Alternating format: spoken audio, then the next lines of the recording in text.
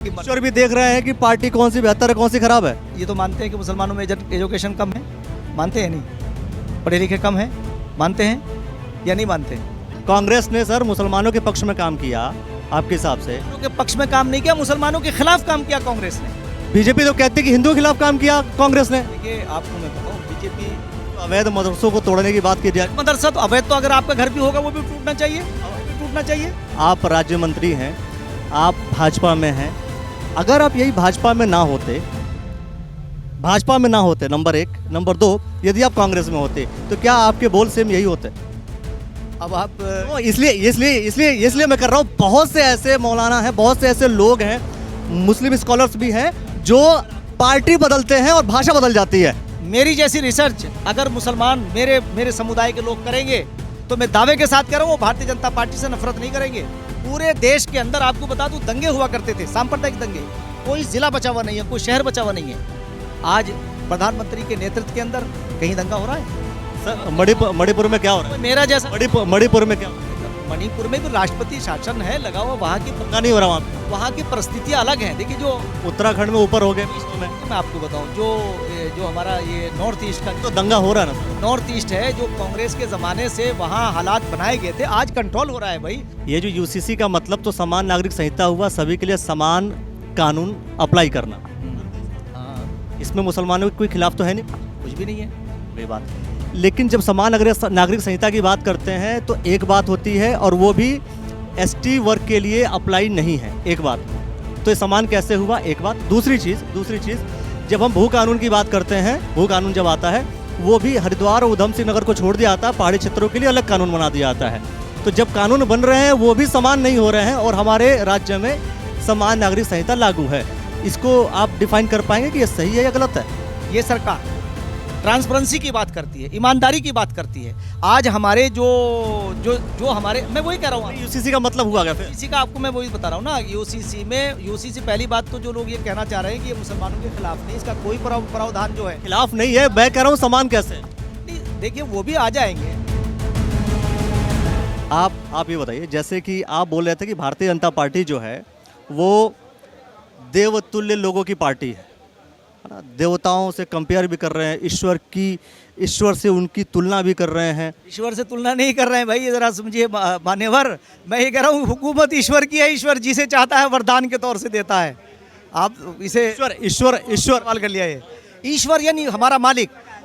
हुकूमत किसकी है? हम तो निमित्त हैं, सारी उसकी मर्जी के बगैर पत्ता नहीं हिलता।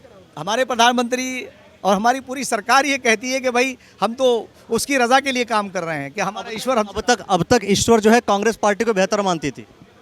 कांग्रेस देखिए मानते थे ना ईश्वर, तो मतलब इसके लिए कांग्रेस पार्टी बेहतर थी। ये नहीं कहता हूँ कि ईश्वर भी देख रहे हैं कि पार्टी कौन सी बेहतर है कौन सी खराब है। हाँ, मैं बता रहा हूँ आपसे। आप अच्छा है सवाल करिए, मैं आपका जवाब दूंगा।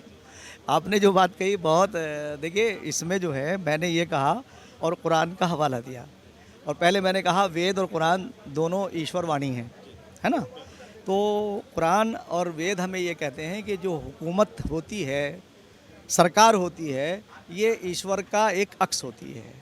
हम निमित्त हैं, हमें उन कामों के लिए उसने निमित्त बनाया कि तुम ये काम करो। तो इसलिए ईश्वर का ही तो वरदान हुआ ये। तो उसमें उन्हें ना तो देव बताया, ना उन्हें देवतुल्य तो आप हो सकते हैं, हमारी जनता देवतुल्य है। क्यों साहब? देवतुल्य का मतलब, और देव भी जो है वो ईश्वर की श्रेणी में नहीं है। जहाँ आप देव की जब वो करेंगे कि व्याख्या करेंगे तो वो मैं करूँगा किसी अपने माननीय चिदानंद जी के साथ बैठ के, ताकि फिर वो उसकी पुष्टि होती रहे। क्यों साहब? वो कहीं और को ना जाए। जैसा आपने अभी, अच्छा हुआ आपने सवाल कर लिया, तो इसलिए मैं आपसे कहता हूँ कि उसकी मर्ज़ी के बगैर पत्ता नहीं हिलता। सही बात है, मगर आपको ये भी मैं बता देता हूँ कि उसने उसकी मर्ज़ी के बगैर पत्ता तो नहीं हिलता, मगर इंसान को भी ये कहा कि तुम ज़रा हाथ पैर हिलाओ। उन्होंने क्या करा कि सोचने की क्षमता ही ख़त्म कर दी। जब आदमी पढ़ा लिखा नहीं होगा तो मुसलमानों से उनकी एजुकेशन को, आप ये तो मानते हैं कि मुसलमानों में एजुकेशन कम है, मानते हैं नहीं? पढ़े लिखे कम है, मानते हैं या नहीं मानते? वो तो वो सारे, इसलिए मैं कह रहा हूँ क्योंकि मैं आपके सामने वो दर्पण रख रहा हूँ। आप अपने पूरे भाषण में आपने यही चीज़ समझाई कि मुसलमानों की पढ़ाई कम है, मुसलमानों को बरगलाया गया, मुसलमानों को सिर्फ वोट बैंक की तरह से यूज किया गया। खुद मुसलमान हैं आप, और अब तक जो है मुसलमानों को सिर्फ यही किया गया है और कांग्रेस पार्टी के खिलाफ सारी स्टेटमेंट है आपके। हाँ, मैं आपको बताऊं कि 2010 में जब हमारा आंदोलन शुरू हुआ अन्ना हज़ारे वाला, मैं इसलिए आपसे कह रहा हूँ, हमारा ये संकल्प था। हमने जब ये देखा कि जब कॉमनवेल्थ घोटाले हुए दिल्ली के अंदर, तो आपको पता है कि वो जो टॉयलेट के अंदर जो पेपर होता था वो उसकी कीमत क्या थी?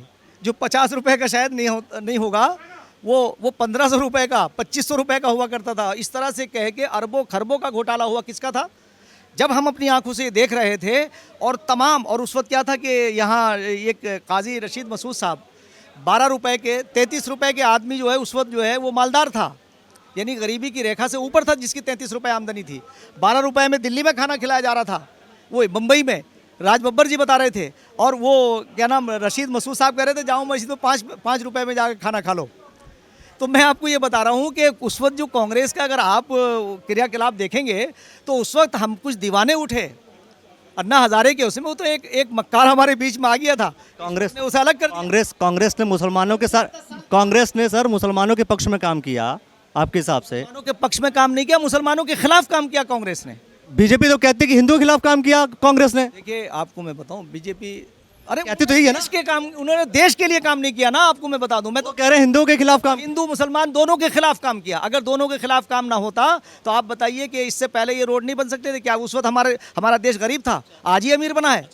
बीजेपी मुसलमानों के काम बीजेपी मुसलमानों के खिलाफ काम कर रही है। बीजेपी मुसलमानों के खिलाफ काम कर रही है कि पक्ष में काम कर रही है? मैं 25-30 साल बीजेपी मुसलमानों के पक्ष में काम कर रही है कि विपक्ष में काम कर रही है? बीजेपी सर्वजन हिताय पूरे देश के हित में काम कर रही है। सबका साथ सबका विकास। आप मुझे एक योजना में कहीं भेदभाव बता दीजिए, जहां मुसलमानों के साथ कहीं भेदभाव हो रहा हो और कोई अधिकारी कर रहा हो तो मुझे बताइए, हम जाकर के उनका समाधान कराएंगे। जो अवैध मदरसों को तोड़ने की बात की जाए, मदरसा तो अवैध, तो अगर आपका घर भी होगा वो भी टूटना चाहिए, मेरा भी टूटना चाहिए।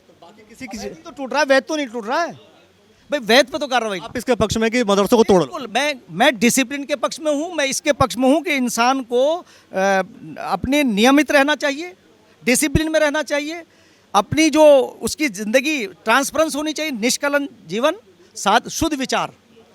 ये ज़िंदगी के लिए आपके आगे जाने की आपकी ये चीज़ है। आज मैं यहाँ राज्य मंत्री के दर्जे पे हूँ तो मैं आपसे कह सकता हूँ कि मेरी ज़िंदगी निष्कलंक है, शुद्ध विचार। मेरे लिबास को देख सकते हैं, मैं सादगी के साथ रहता हूँ।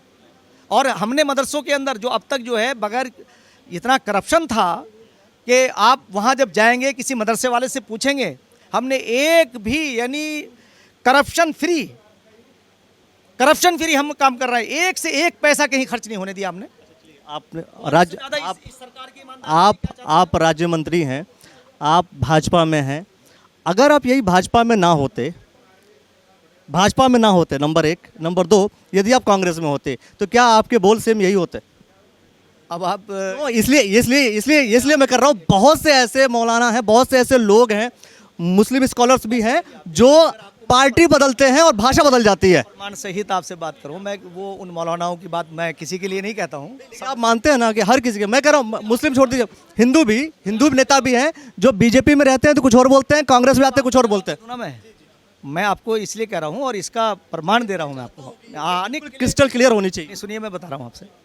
2014 में हमारा आंदोलन शुरू हुआ, 2010 में अन्ना हज़ारे का जो आंदोलन था IAC के प्लेटफॉर्म से, तो मैंने जब ये आंदोलन हमारा ख़त्म हो गया तो आखिरी मैं ये कह के आया था और छोड़ करके कि भाई मैं इससे अलग हो रहा हूँ, तो आंदोलन ख़त्म हो गया था। उस वक्त 2014 की बात है, 5 अप्रैल 2014 को मैंने भारतीय जनता पार्टी को की सदस्यता ग्रहण की। मेरे पास मैसेज आया कि भाई आपको मैं बता दूं, और मेरे जो हाँ ठीक है, 2014 की बात। हाँ, तो मैं 2014 में जब हमारा आंदोलन ख़त्म हो गया तो हमारे ये आंदोलन करप्शन के ख़िलाफ़ था, किसी पार्टी के ख़िलाफ़ नहीं था। तो उसके आंदोलन ख़त्म होने के बाद अरविंद केजरीवाल ने पार्टी बनाई, तो हमने ये कहा था, मैंने उस वक्त रिकॉर्ड है मेरा, ऑन रिकॉर्ड कहा था कि ये शख्स जेल में जाएगा, ये ईमानदार नहीं है, ईमानदार दिखता है। तो मेरे गुरु हैं राजनीतिक, मैंने राजनीतिक पार्टी पहली ही मैंने ये ज्वाइन की है, इससे पहले मैं किसी पार्टी में नहीं रहा। अब 1 मिनट सुन लो पूरी, अरे तो मेरा पूरा पक्ष सुन लो, फिर वो बीच में रह जाएगा ना। आदरणीय पूर्व मुख्यमंत्री और पूर्व राज्यपाल श्री भगत सिंह कोश्यारी, आज भी उन्हें उत्तराखंड नहीं पूरा देश उनकी ईमानदारी का प्रमाण देता है। तो मेरे राजनीतिक गुरु हैं, उन्होंने मुझसे कहा मुफ्ती साहब आप जैसे आदमी को तो भाजपा में आना चाहिए। तो मैंने जब भाजपा ज्वाइन की तो आप जैसे पत्रकार ने, वो मेरे पास वो विज्ञप्ति रखी हुई है, प्रेस जो नोट उन्होंने लगाया उसमें, अमर उजाला और बड़े बड़े पेपरों में वो छपी। तो उन्होंने मुझसे पूछा आप भाजपा में क्यों गए, आपको तो समाजवादी में होना चाहिए था, कांग्रेस में होना चाहिए था। तो मैं आपका जवाब ये दे रहा हूँ, दूसरा पत्रकार मिला है मुझे। मैंने ये नहीं पूछा आपको वहाँ होना चाहिए था। पूरा सुन लीजिए मेरे, तो आप बीच में फिर क्या, इसमें तो वही नहीं रहने का यार, फिर इससे ज़्यादा मेहनत करनी पड़ेगी आपको। पूरा सुन लो जरा। तो उन्होंने पूछा कि आप भाजपा में क्यों आए, तो मैंने उनसे कहा कि दरअसल मुझे भाजपा में देश ऊपर नज़र आया और करप्शन नीचे है, देश पहले है, पार्टी पहले है, कार्यकर्ता बाद में है।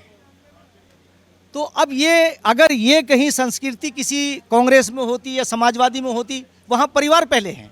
अब आपको बताऊं मैं कि एक परिवार के 3 पार्लियामेंट के मेंबर, श्रीमती सोनिया गांधी जी, उनकी पुत्री, उनके पुत्र, तीनों पार्लियामेंट के मेंबर, श्री अखिलेश यादव जी, उनके 2 चचेरे भाई, 3, एक उनकी पत्नी और स्वयं वो, और उनके जो दूसरे चचा हैं वो राज्यसभा में, और जो तीसरे चचा हैं वो विधानसभा में।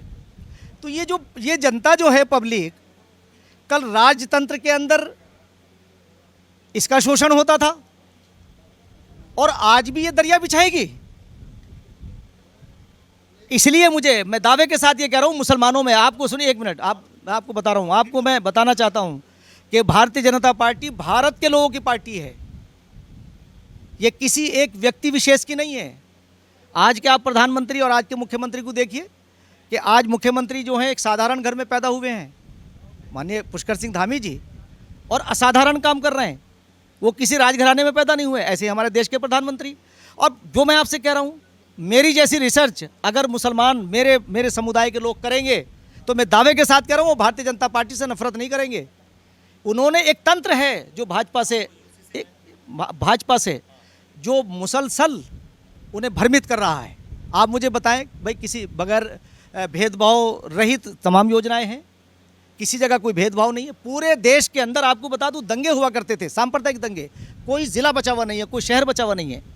आज प्रधानमंत्री के नेतृत्व के अंदर कहीं दंगा हो रहा है जी? तो इसलिए मैं आपसे कहना चाहता हूं, सर मणिपुर में क्या हो रहा है? मेरा जैसा मणिपुर में क्या हो रहा है? देखिए, मणिपुर में भी राष्ट्रपति शासन है लगा हुआ, वहाँ की दंगा नहीं हो रहा वहाँ की परिस्थितियाँ अलग हैं। देखिए, जो उत्तराखंड में ऊपर हो गए पहाड़ों में, मैं आपको बताऊं, जो हमारा ये नॉर्थ ईस्ट का तो दंगा हो रहा है ना सर। जो नॉर्थ ईस्ट है, जो कांग्रेस के ज़माने से वहाँ हालात बनाए गए थे, आज कंट्रोल हो रहा है भाई।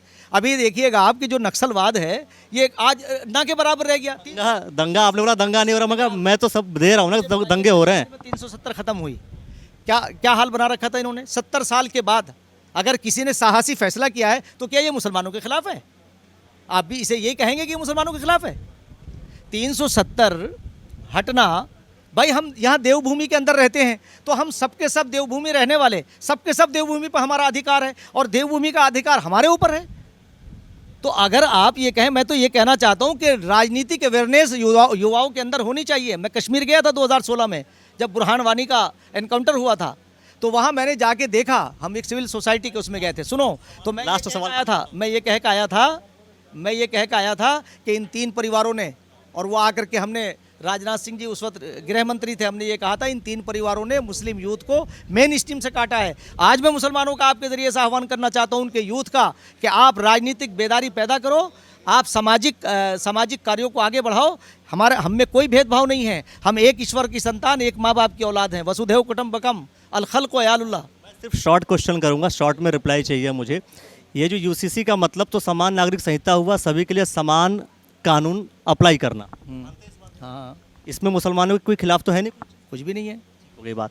लेकिन जब समान नागरिक संहिता की बात करते हैं तो एक बात होती है, और वो भी एसटी वर्ग के लिए अप्लाई नहीं है, एक बात। तो ये समान कैसे हुआ, एक बात। दूसरी चीज़ जब हम भू कानून की बात करते हैं, भू कानून जब आता है वो भी हरिद्वार और उधम सिंह नगर को छोड़ दिया जाता है, पहाड़ी क्षेत्रों के लिए अलग कानून बना दिया जाता है। तो जब कानून बन रहे हैं वो भी समान नहीं हो रहे हैं और हमारे राज्य में समान नागरिक संहिता लागू है। इसको आप डिफाइन कर पाएंगे कि ये सही है या गलत है? देखिए, देश जब आज़ाद हुआ तो जिस उत्तराखंड के पर्सपेक्टिव में बात कर रहा हूँ। उत्तराखंड की उसमें बात करो, उत्तराखंड देश का हिस्सा है ना, देश का ही तो राज्य है। तो जो देश में परिस्थितियाँ थी वो उत्तराखंड में भी थी। जब देश आज़ाद हुआ तो एक जो दलित वर्ग था उसे हमने रिजर्वेशन दिया। आज रिजर्वेशन को 70 साल हो गए। हम 70 साल तक अभी जो है उस समाज को, जो दबा कुचला समाज था, उसे ऊपर नहीं ला पाए हैं। तो उसे अगर आप अगर ये कहेंगे, आज भी अगर जाएंगे आप, इसीलिए जो है प्रधानमंत्री ने क्रीमी लेयर की जो बात की थी, ये सरकार ट्रांसपेरेंसी की बात करती है, ईमानदारी की बात करती है। आज हमारे जो हमारे, मैं वही कह रहा हूँ, यूसीसी का मतलब हुआ क्या फिर? यूसीसी का आपको मैं वही बता रहा हूँ ना, यूसीसी पहली बात तो जो लोग ये कहना चाह रहे हैं कि ये मुसलमानों के खिलाफ नहीं, इसका कोई प्रावधान जो है खिलाफ नहीं है, मैं कह रहा हूँ समान कैसे है? नहीं। देखिए, वो भी आ जाएंगे। हर किसी को कोई ना कोई लॉ तो प्रोटेक्ट करता है ना। मुस्लिम के लिए मुस्लिम पर्सनल लॉ बोर्ड बना, उनके लिए अपना लॉ है, अपने लॉ को लेकर के प्रोटेक्ट कर रहे हैं वो तो एक अलग विषय। मैं प्रोटेक्ट करिए, कौन मना कर रहा है? आपके प्रोटेक्शन को, आपके एजुटेशन पर कोई पाबंदी नहीं है, आप करिए ना। लेकिन भू कानून को तो ऑलरेडी 2 तरीके से बांट दिया गया ना साहब, तो फिर वो समान नागरिक संहिता लागू होने का मतलब रहा क्या? वो कानून का भी की परिस्थितियां हैं। हमारा जो पहाड़ी राज्य है, जब परिस्थिति देखनी है तो कानून बना के क्या फायदा? देखेंगे तो कैसे आप बराबरी लाएंगे? आप बराबरी कैसे लाएंगे? इस विषमता को कैसे आप दूर करेंगे? नहीं, विषमता को दूर कैसे करेंगे आप बताइए? ठीक है, चलिए, बहुत अच्छी बात है। और जो कुछ आप सोचते हैं वो कमेंट सेक्शन में प्रतिक्रिया दे दीजिए और देखते रहिएगा द न्यूज़ वाला नेटवर्क। बहुत बहुत शुक्रिया, बहुत बहुत धन्यवाद।